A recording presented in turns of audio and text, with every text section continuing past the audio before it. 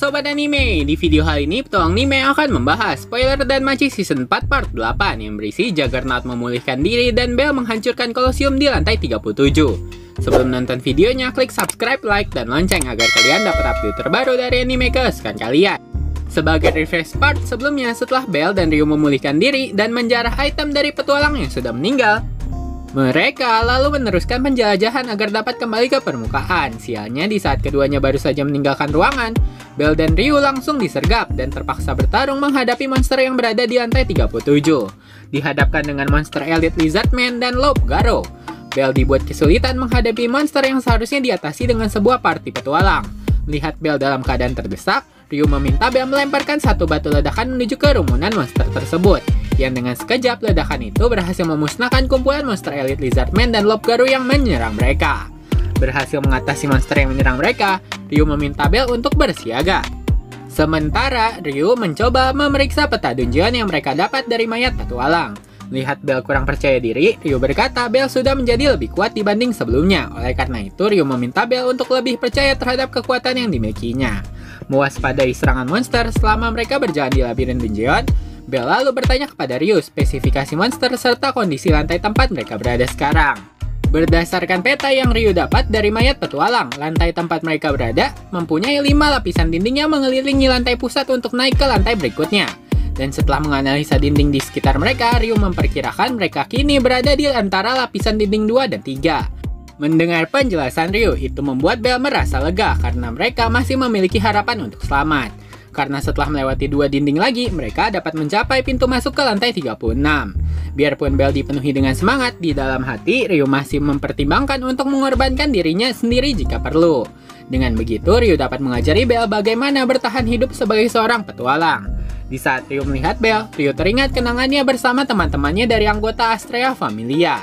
Tak lama kemudian, dalam usahanya melewati dinding lapisan di labirin dungeon, Bell lalu menggunakan saran Ryu untuk mengatasi serangan monster memanfaatkan lorong dungeon yang sempit. Memancing monster masuk ke ruangan kecil, mereka lalu membasmi monster itu dengan saling bekerja sama. Untungnya, berkat pengalaman yang Ryu miliki, di saat Bell tidak dapat menghadapi serangan monster, Ryu lalu membantunya dari belakang. Melihat Bell cepat beradaptasi dengan situasi yang mereka hadapi, Ryu berkata Bell sudah berkembang pesat. Tak lama kemudian, beberapa Elite Lizardman mencoba menyerang mereka dari belakang. Itu memaksa Ryu bertarung dengan kaki kanannya yang masih terluka. Menggunakan pedang katana yang dia curi dari mayat petualang, Ryu kemudian menurunkan kuda-kudanya. Di saat monster Lizardman masuk dalam jangkauan pedang, Ryu dengan segera mengayunkan katana itu, menggunakan teknik pedang Iai yang dengan segera memusnahkan monster Lizardman yang mencoba menyerangnya. Tiba-tiba, seekor monster Minotaur yang bernama Barbarian muncul dari spawn dinding dungeon. Berkat insting Ryu, setelah dia mendengar suara retakan di dinding, Ryu dengan segera melompat menjauhi asal suara tersebut. Akan tetapi, monster Barbarian dengan segera mencoba menyerang Ryu kembali. Dikarenakan kaki Ryu masih terluka di saat menghindari serangan monster itu, Ryu tidak sengaja menjatuhkan katana yang dipegangnya. Untungnya, Bell dengan sigap membantu Ryu, yang dengan segera Bell menendang monster Barbarian dan menjatuhkan monster Lizardman yang mengejar mereka. Mengambil kesempatan karena kedua monster itu terhenti pergerakannya, Ryu lalu mengambil katananya, dan mereka berdua lalu saling bekerja sama menghabisi monster itu. Mencoba menghemat tenaga, Bell dan Ryu memutuskan untuk beristirahat sejenak. Di saat mereka beristirahat, Ryu menceritakan kejadian setelah dia ditolong oleh Seer. Di saat itu, tiba-tiba seorang penyihir berjubah hitam datang mengancamnya dan meminta Ryu untuk tidak membicarakan tentang serangan Juggernaut yang membantai seluruh anggota familianya 5 tahun yang lalu. Mendengar cerita Ryu, Bell lalu mencoba bertanya tentang Astrea Familia, akan tetapi Ryu segera diam. Sekilas terlihat tangan Ryu bergemetar. Ryu kemudian menutup pembicaraan itu dengan berkata monster sudah mendekat, sudah waktunya bagi mereka untuk melanjutkan penjelajahan. Di sisi lain, Juggernaut yang kehilangan jejak Bell dan Ryu mencoba menganalisa kerusakan yang dialami. Mengetahui dia memiliki batas waktu eksistensi, dikarenakan kemunculannya sebagai respon atas kerusakan dungeon. Juggernaut mengetahui waktunya tidak akan lama lagi sampai tubuhnya berubah menjadi abu. Akan tetapi, Juggernaut tidak menganggap dirinya sebagai keberadaan yang sekilas, dikarenakan dia tidak memiliki emosi seperti itu. Fokus Juggernaut kembali memikirkan mangsanya yang berwarna putih. Juggernaut tidak sabar untuk menghancurkan mangsanya itu, dikarenakan dia tidak dapat memaafkan serangan mangsanya yang telah menghancurkan lengan kanan, kulit, hingga ekor yang dimilikinya. Berkat Crimson Whip, jura yang mengikat leher Juggernaut, itu membuat Juggernaut dapat mengabaikan perintah Dungeon dan memprioritaskan keinginannya sendiri. Yang Juggernaut inginkan sekarang hanyalah membunuh Bell. Namun dikarenakan kerusakan yang dialaminya, Juggernaut lalu mencoba memulihkan dirinya dengan cara menyerang monster di sekitarnya dan menelan batu sihir milik mereka. Tindakan ini sudah benar-benar membuktikan Juggernaut yang muncul kali ini tidak senormal Juggernaut yang muncul 5 tahun yang lalu. Kembali ke Bell dan Ryu, di saat mereka menelusuri lorong, mereka diserang oleh sekelompok monster Spartoy. Suara pertarungan mereka menarik perhatian monster lain. Dikarenakan tidak mampu menangani serangan monster yang lebih kuat, Bell lalu mencoba menggunakan Firebolt untuk menerobos kumpulan monster yang menghadang mereka. Namun, sebelum Firebolt berhasil dilepaskan, monster tentara Obsidian muncul di belakang Bell yang membuat serangan sihir Bell tidak maksimal. Situasi semakin memburuk dikarenakan 3 monster peluda bergabung dalam pertarungan. Monster peluda dikenal berbahaya karena memiliki racun mematikan. Di saat monster peluda menembakkan jarum beracunnya, untungnya Bell dan Ryu dapat berlindung di balik perisai monster Spartoy. Di saat monster peluda kehabisan jarum beracunnya, Ryu kemudian melemparkan batu ledakan yang dengan segera membasmi sekumpulan monster yang mengerumuni mereka. Di saat Bell dan Ryu bernapas lega, tiba-tiba monster peluda yang baru dengan segera menembak jarum beracun yang dengan tepat menancap pada bahu kiri Bell. Dan dengan cepat Ryu menghabisi monster peluda itu dengan katananya. Melihat Bell tertusuk jarum beracun, Ryu dengan panik mencari item untuk menawarkan racun di tubuh Bell.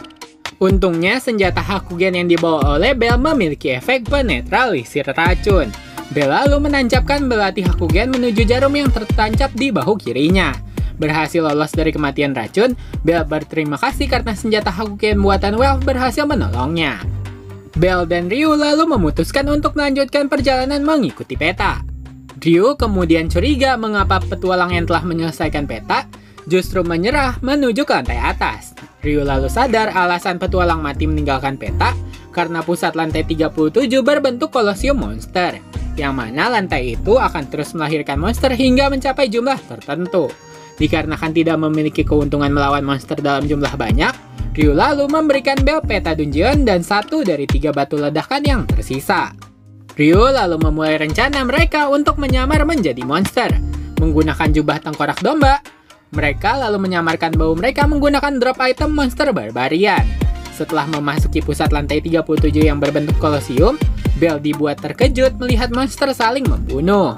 Ryu lalu menjelaskan bahwa monster di lantai 37 akan terus membunuh satu sama lain bila tidak merasakan gangguan dari petualang.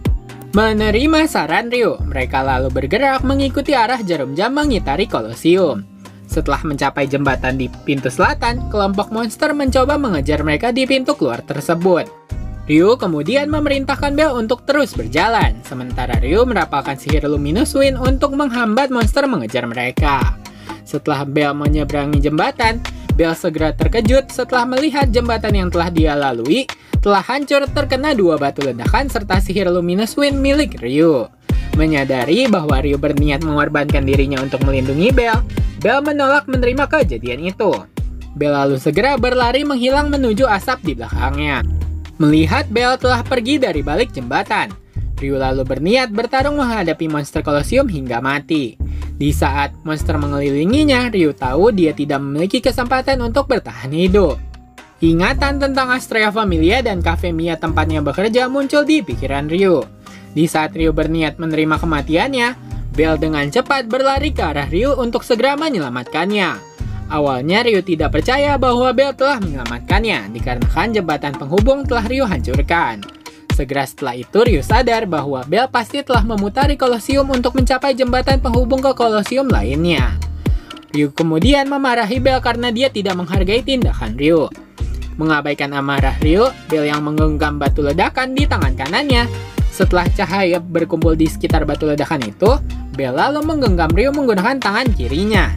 Bell kemudian melemparkan batu ledakan ke arah kolosium dan meledakkan batu itu dengan melemparkan sihir Firebolt ke arahnya. Dan dengan sekejap, kombinasi batu sihir dan Firebolt menciptakan ledakan besar yang menciptakan lubang di lantai kolosium dan mengirim Bell dan Ryu jatuh menuju lubang tersebut. Nah, sekian spoiler dan Machi Season 4 Part 8. Selanjutnya akan ada Part 9. Sebagai penutup, kalau kata pepatah tak kenal maka tak sayang. Kalau kata petualang anime, tidak subscribe ya tidak tayang. Jangan lupa subscribe, like, dan komen agar Petualang Anime dapat semangat untuk menayangkan video-video menarik tentang anime kesukaan kalian. Terima kasih sudah menonton, sampai jumpa!